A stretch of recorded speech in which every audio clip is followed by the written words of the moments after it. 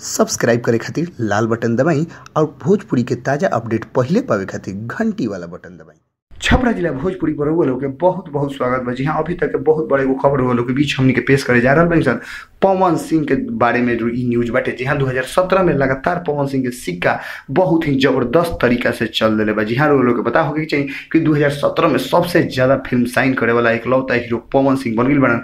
काहे कि लोग जाना 2017 में एंट्री उनकर बहुत ही धांसू रूप से भइल बा। लगातार कोनो फिल्म के फर्स्ट लुक आवता तो कोनो के मुहूर्त होता तो कोनो के शूटिंग होता तो कोनो के रिलीज डेट आउट होता तो कोनो के ट्रेलर आ रहा बटे। तो अब यही से समझे कि पवन सिंह के 2017 के फिल्म कितना लंबा चौड़ा लिस्ट बटे। रुआ लोग के हम बात करे के चाह रहा बानी यही फिल्म से जुड़ल उनकर एगो और फिल्म के बहुत जल्द ट्रेलर रिलीज होके जा रहा बा। जी हाँ, रुआ लोग के बतौले बानी पिछला न्यूज में कि उनकर फिल्म के शूट हो गई रहा, यानी वो फिल्म के नाम हटे चैलेंज। जी हाँ, मधु शर्मा के साथ आ रहा बारे पवन सिंह एगो नया धमाका करे जो फिल्म के नाम हटे चैलेंज। वो फिल्म में मधु शर्मा पवन सिंह के एंट्री जबरदस्त तरीका से बा जोना के विदेश में भी शूटिंग भइल बाटे दुबई में। रोलो के पिछला न्यूज में हम बतौलो बनी कि फिल्म के शूटिंग दुबई में भइल बाटे। अब की पवन सिंह मधु शर्मा के लेके आ रहल बान, लेकिन रोलो के उत्सुकता बढ़ा देले बनी हम कि ई फिल्म के ट्रेलर कब आवता। जी हाँ, रोलो के क्वेश्चन सही बाटे, हम ओकरे जवाब देवे खातिर भी तैयार बनी।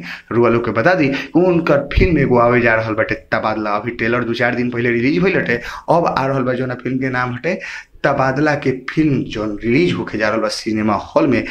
सिनेमा हॉल में लाग के जैसा ही निकली तैसा ही रुआ लोग के बीच में फिल्म चैलेंज के ट्रेलर रिलीज कर दे जाए। रुआ लोग ट्रेलर देख के अंदाज लगा लें कि फिल्म के कहानी का बा, गुना भाग करके रुआ लोग समझदार बनी, रुआ लोग समझ सकते नहीं कि फिल्म कितना बढ़िया बनौले बने जो फिल्म के नाम हटे चैलेंज। ऐसा ही ताजा तरीके न्यूज रुआ लोग के बीच हमनी के पेश कर बस लाल बटन दबा के छपरा जिला भोजपुरी के सब्सक्राइब करी और सबसे तेज अपडेट पा